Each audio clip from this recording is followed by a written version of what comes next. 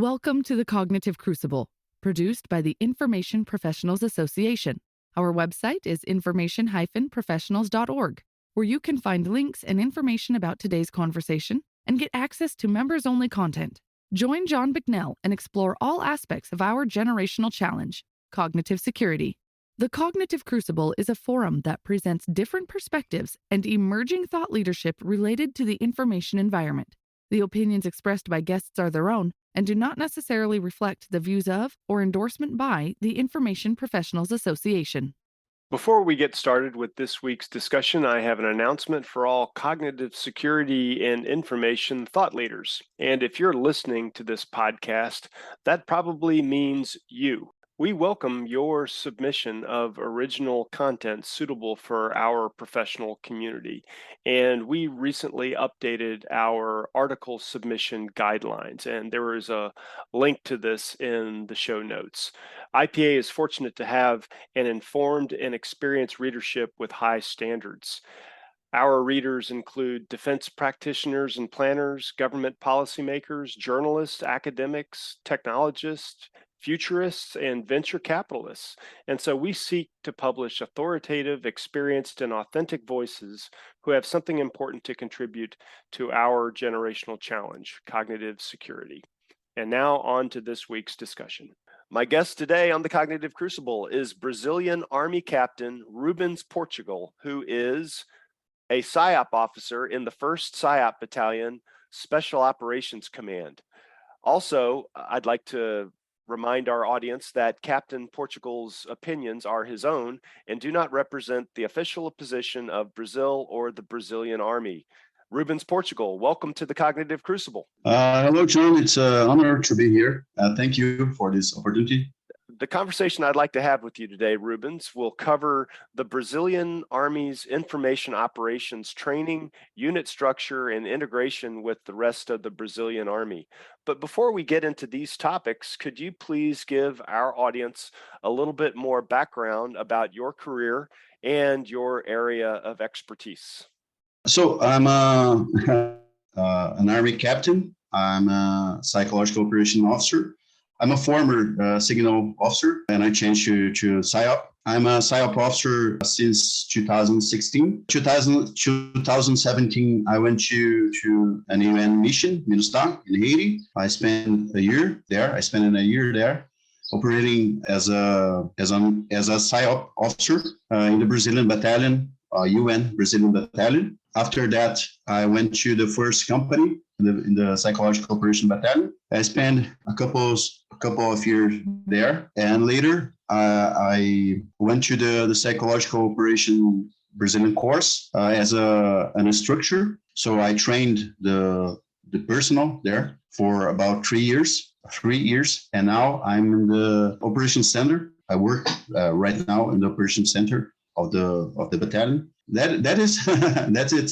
I teach it propaganda and face-to-face contact in the course. Yeah, that's my specialty. Great.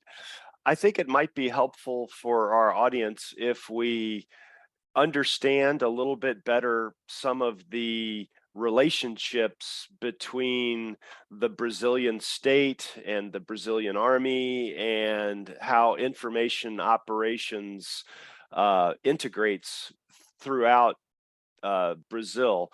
So could you talk just a little bit about the previous Brazilian state structures that worked on political or psychological warfare and how it has become what it is now? So it's very important for the audience to understand that the Brazilian current government system is very recent. Our current constitution, it's 1985, so it's very recent. So it's very complicated for Brazil to create political and informational warfare structure in a new system. I will explain that later. Right now, the Brazilian Army is the only to have this kind of informational warfare structure. Other sectors of the government have specialized personnel, but an official structure like a battalion, the Brazilian Army is the only one to have it. So officially, we have only the first psychological operations battalion in this kind of thing, and some personnel all over the government structure, but not official structure for this subject. Could you describe what roles and legal boundaries exist relative to PSYOP in operations, for example, like law enforcement operations compared to peacekeeping operations? I just like to say that PSYOP in Brazil, in Brazilian Army, it's a new thing, but there's just an interesting thing. Back in the 60s, the Brazilian government tried to establish a psychological operation structure. We had courses, psychological operation courses back in the 60s. Unfortunately, it's not continued. But Brazil is important to say that Brazil, the informational and political warfare in Brazil is not a new thing. It's changed a lot because the government system in Brazil changed a lot. Since the fall of the monarchy in the 19th century, we have a lot of government system here, and it's had a direct influence in how the Brazilian government and armed forces is structured, its information warfare capabilities and political warfare capabilities. So just a historical context, Brazilian context. So in the beginning of the Republic in Brazil, we don't have this kind of structure, but in the government of Getúlio Vargas in the 30s, the 1930, we have the DIP, Department of Press and Propaganda. It's a government structure it's a dictatorship. It's not a good thing. It's like a ministry of propaganda, but it's by the way, it's a information and political warfare structure in the Brazilian government. Later on in the military regime, we have some structure like the National Intelligence System, who work with propaganda analysis and counter propaganda for the internal revolutionary movements against the internal communist revolutionary movements. And in 85, the military government, we changed for a democratic civilian government. And, it's very difficult for a country who changed from a military, regime to a civilian regime to establish any kind of political or informational, psychological warfare government structure. I think you can understand that any kind of creation of this kind of structure can generate some, fear for using that to returning for something or to using to intervene or manipulating the political issues. And it's very important to say that the army is the only structure in the government who have a psychological operation structure. It's very important to say that the Brazilian army is very careful about using this kind of thing because of that, using any information or political or psychological warfare officially in any internal operation, or just having it, this kind of structure can cause some tensions and concern. The media in Brazil, our media and our communication industry is very big. We have a lot of media enterprises and something like that. So we have to be very careful. And this year we will have the election. I think you know that, and we have some kind of tension here. It's natural. In the United States, it's the same, but we triple our care about how we present ourselves as a psychological operation structure to the society. And the army are very is being very responsible and very conservative about using any kind of these tools, especially because of that. It's important, I think, for the audience to understand that. Not that Brazilians don't want or don't think that information warfare is not important. It's not like that, but it's not so easy to create anything like that. Even the psychological operation battalion, that is a technical unit, kind of unit, even that it's very complicated. It can generate some kind of internal issues.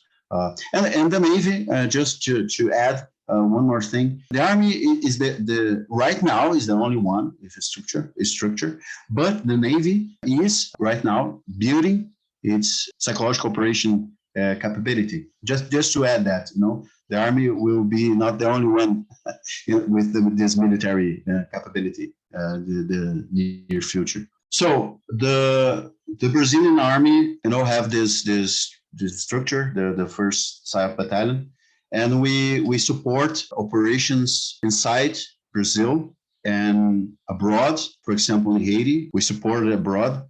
But operations inside Brazilian territory is very complicated. So our role in internal operations is more like supporting the troops and the agency in achieve objectives using tools that are not conventional military tools, and dealing with the human terrain, the human dimension, because the troops are very focused on their own business, and it's easy to forget how important is to conquest hearts and minds, and we are often supporting and orienting these troops about these matters, and to amplify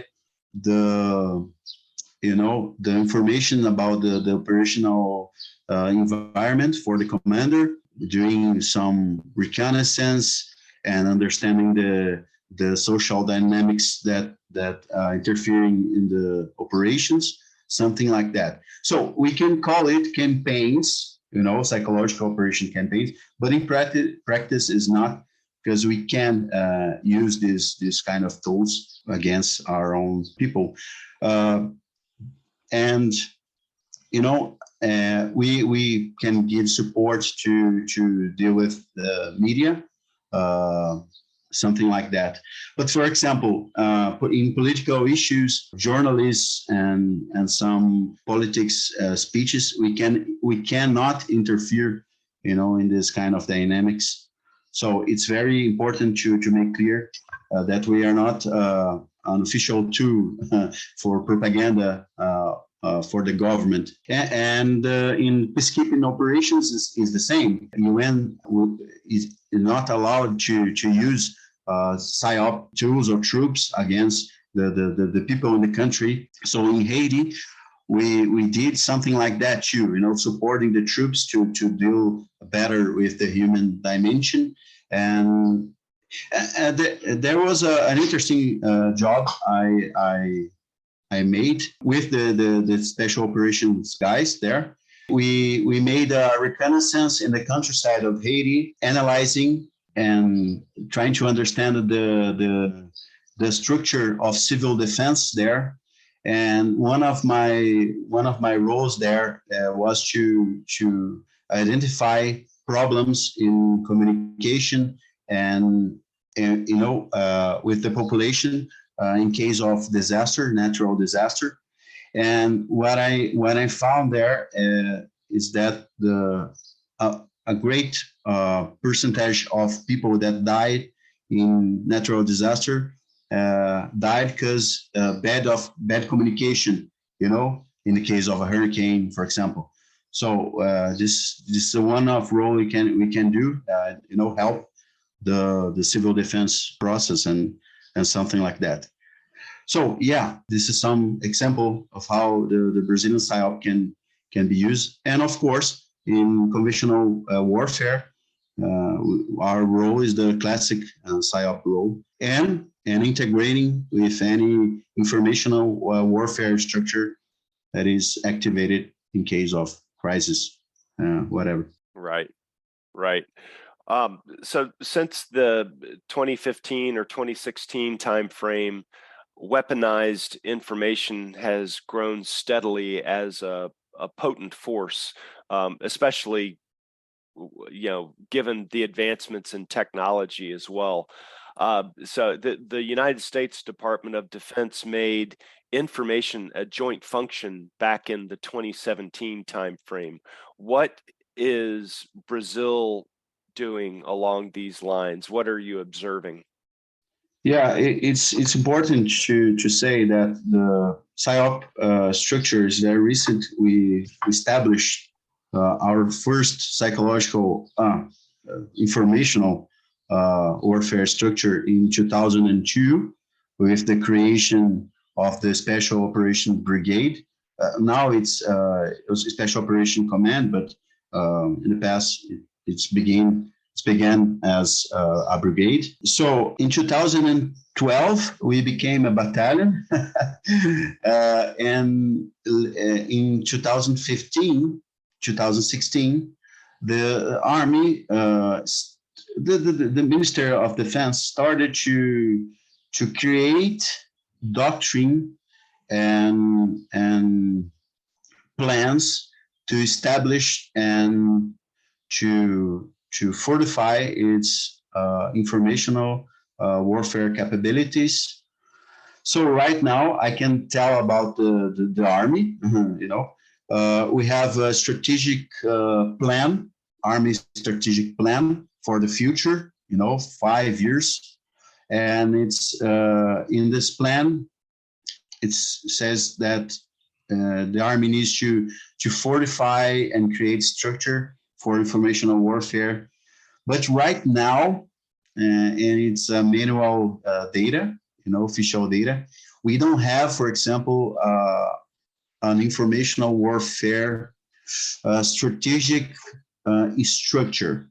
We have some personnel in the government and some government structure and department, but we don't have an official strategic informational warfare structure. So officially, just the Special Operations Command have this capability right now. Of course, we have in Army, the chief of the Army cabinet. We have the public relation, who deals with strategic communication and something like that. So the institutional security cabinet of the government, the cabinet of institutional security deal with this matter too. But psychological warfare and political warfare, we are the only one officially.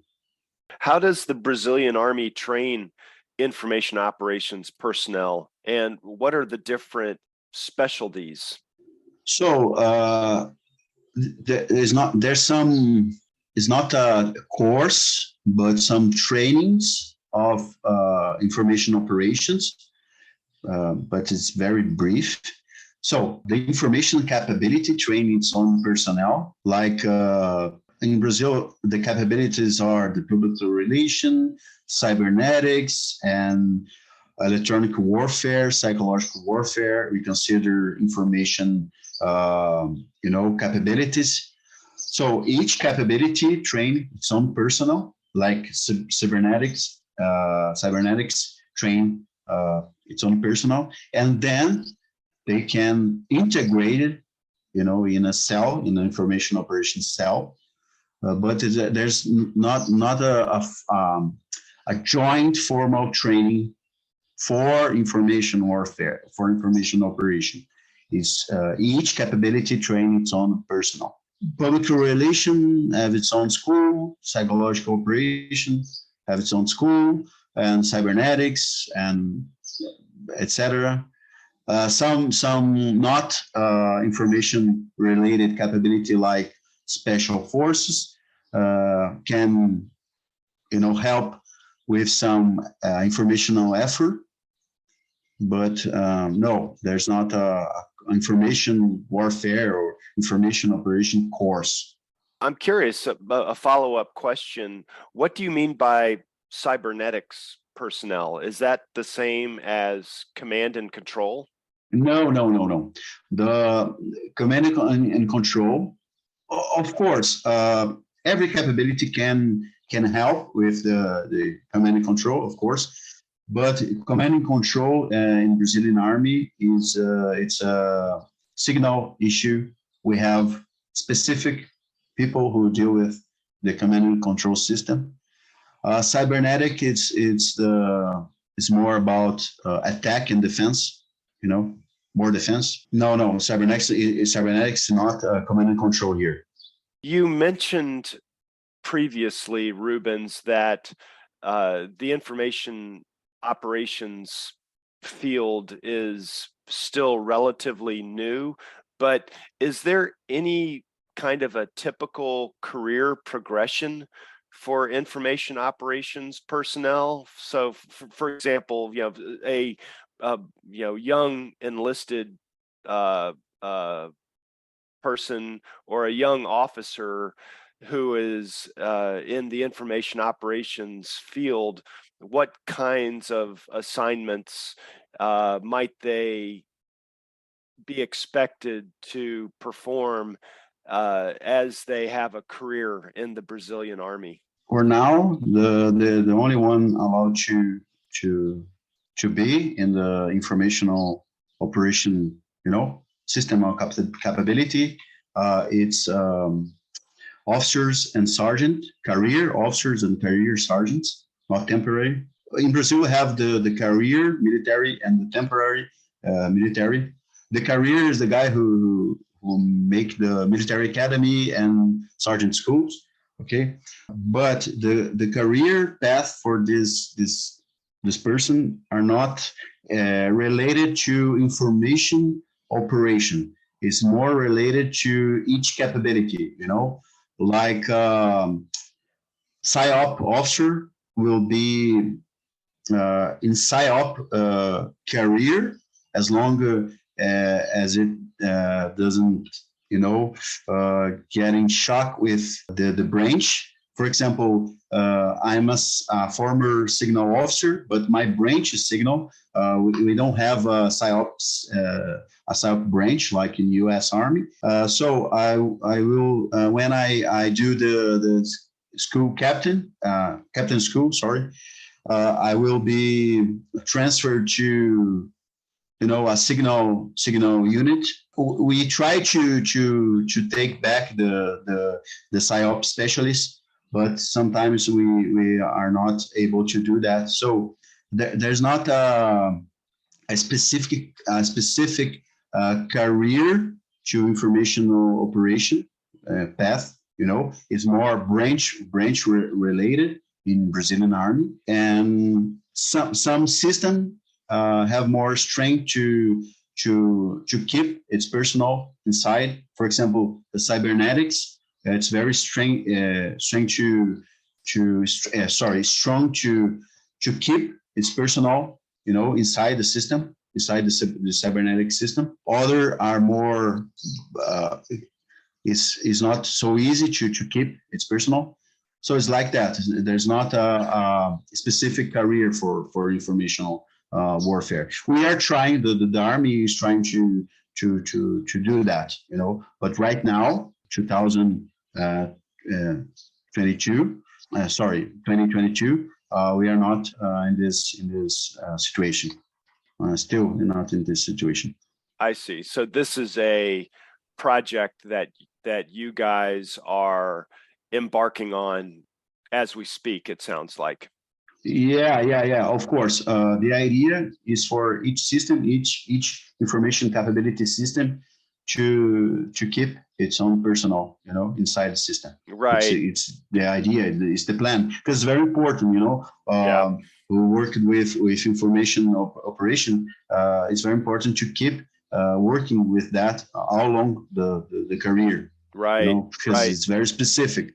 It's the same way within the United States military occupational fields. The people who you are talking about, the signals intelligence, PSYOP, cybernetics personnel, the training is expensive, and it's important. Yeah. It is important to provide these people some kind of a career path so that they may have something to look forward to. And it helps with retention. It helps to build the appropriate capability for the Brazilian Army so that you may perform your mission. So talent acquisition, talent management, recruiting is all vital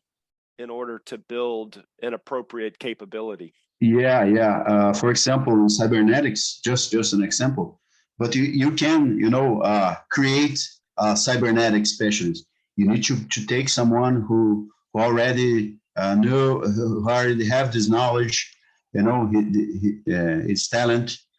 So in PSYOP is not different. It's my own opinion about it, and some people don't agree with that, but PSYOP is one of the area you can, create talent. You need to identify talent for that kind of job. Yes, right. It's a very yeah, right. There's a selection process, and not everybody qualifies, and not everybody has the mindset in order to do those types of jobs. No, unfortunately, I know it's a very polemic matter nowadays. People don't like to hear it, but yeah, unfortunately, there's some areas, you can't create someone. You need to take someone already know how to do the job. Right. Informational warfare. I'm sorry to say that, but there's a lot, not all over the world, I can say, not just in the military, but in media in general.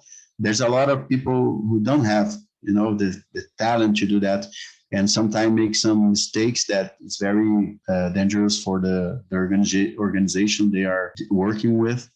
So we need to take care about who we bring to this kind of system. Information warfare is not so simple to work with or to deal with. Right. We need responsibility and talented people. I think it's simply a fact that some people have propensities, or they have they have skills which make them suitable for certain occupations and not other occupations. Some people are really good at creative writing. Some people are really good at artistic drawing. Some people are really good at statistics and mathematics. And depending on what your innate skill set is, helps direct the kinds of occupations that would be appropriate. And it's the same thing for information operations or psychological operations. Certain people have skills which fit into those careers, and other people don't. It's not a good or bad thing. It's just a factual thing. Yeah. And right now I work with the selection process and personal training. As I said, for about 3 years, and I'm very happy to say that the people, the guys who work in the company now is far better than my generation. The people, the guys who are working in the company now are very, very, very, very good at their job, and Yeah, is better than my time in the company, and I'm very happy to see that. Well, this has been fantastic, Rubens. Our audience will really appreciate hearing your perspective on the history of information operations in Brazil, the Brazilian Army's training and personnel challenges. So I'd like to start wrapping up, if I may, and ask you if you could offer a research topic for interested students to explore that is related to some of the topics that we've been discussing. For the students or scholars or researchers who are listening, there's a very important matter of concern about how we plan is political and strategic informational warfare defenses for other countries, not just our own or our own alliance like NATO. So the important question is, how far can I go by building an informational warfare structure in another country, especially when this country don't have state and government so separated in practice. What I mean is not just in informational warfare, and we are living in an era that is a very important role.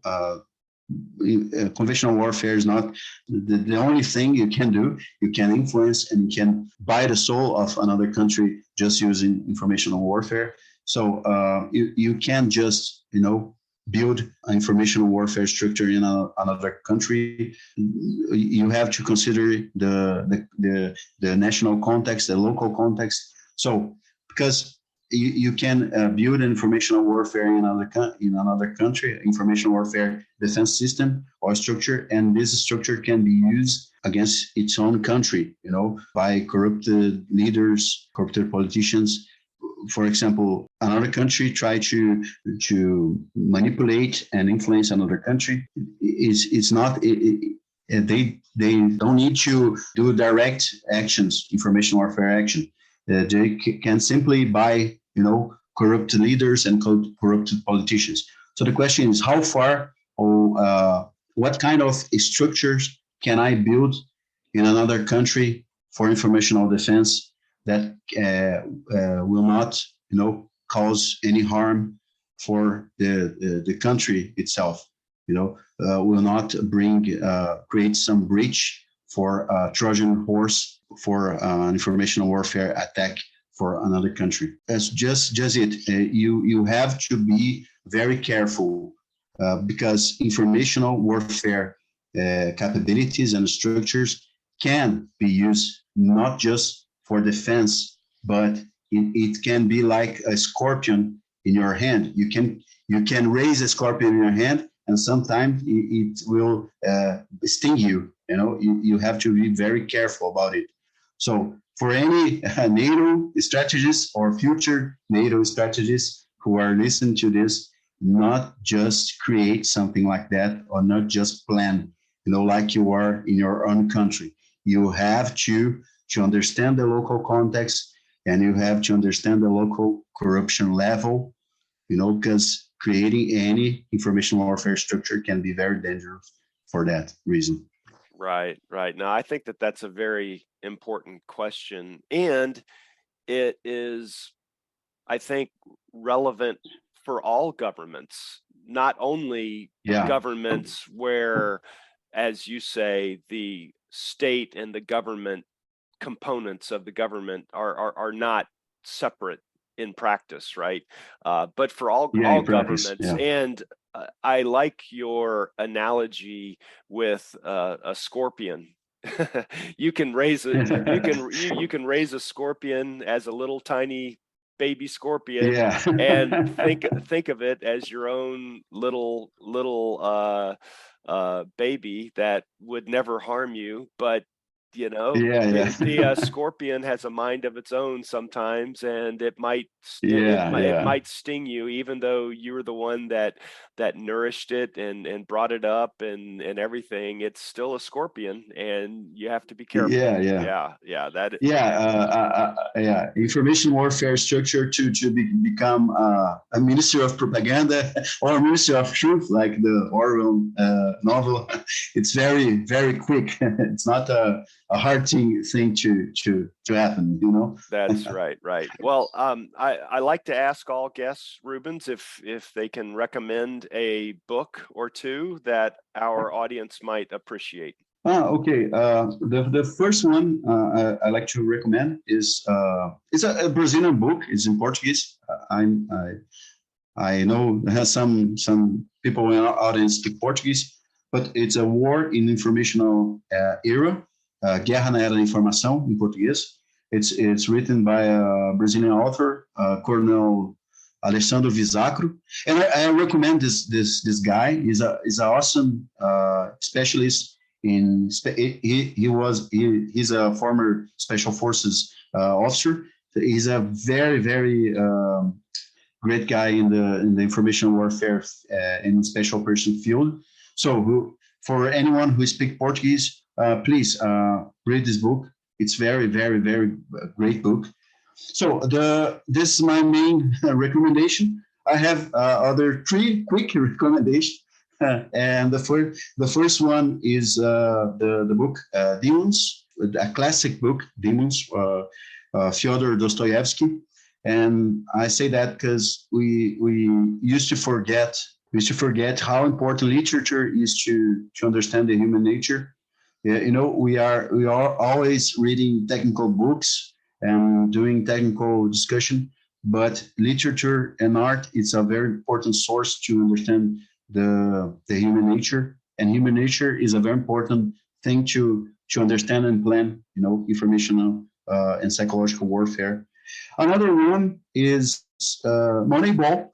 It's a book about using data science in baseball. And it's a great book. It's about baseball. It's about cybermetrics, the using of statistic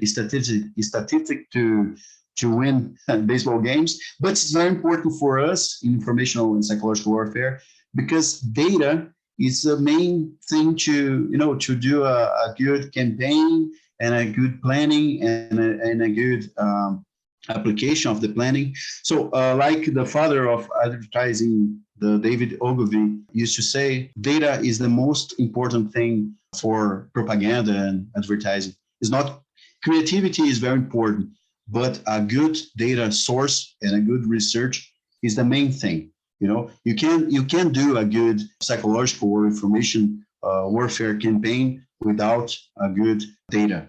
So Moneyball is a great book for that issue. And the last one, it's a personal, ask for anyone. Please do not complicate things. Psychological warfare, and I hate this kind of discussion when people complicated things too much with too much, theory. So there's a book called Psychological Warfare. That's a title. I think everyone there has read this book by Linebarger. But Jesus Christ, there's a lot of things there. There's a very simple and very basic, and people, I think they forget about the simple things that really work in psychological warfare. It's a very old book. It was written in the 50s, but there's something inside this book. It's very simple. It's very basic. And yeah, I think it's the basic and the seminal book of psychological warfare.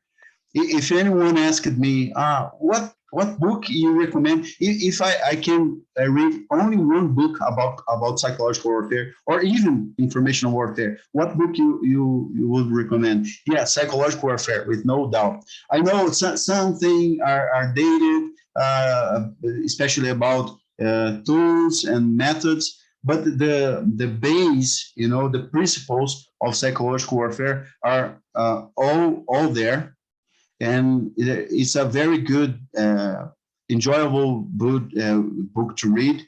The language that the author uses is very simple and funny. So I recommend deeply this book. No one can start to discuss psychological warfare or information warfare without reading this material. So this is my last recommendation. Okay. All right. Please read this book. Yeah, some excellent suggestions, Rubens. Really appreciate. We will have links to all of those resources in the show notes. And I would also like to add that, Rubens, you also have a podcast. I might pronounce this incorrectly. It's in Portuguese, but Anatomia da Propaganda, maybe the Anatomy of Propaganda podcast. Yeah. So, Anatomia da Propaganda. There we go. Okay, thank you very much. And so we will have a link to that podcast as well in the show notes, and our audience is encouraged to check that out as well. And so with that, Captain Rubens Portugal, we wish you and your colleagues Godspeed as you do great work in Brazil. And thank you so much for being a guest on the Cognitive Crucible. Thank you, John. The Cognitive Crucible is the only podcast dedicated to increasing interdisciplinary collaboration between information operations practitioners, scholars, and policymakers.